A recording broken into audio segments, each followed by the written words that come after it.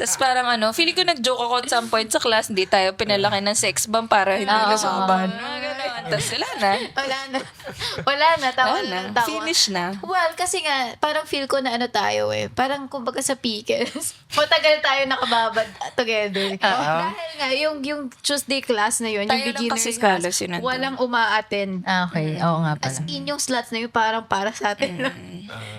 Never pa tayo na-kick out. Siguro lang din, frequency. Tapos parang nagkataon lang din siguro na same humor kami.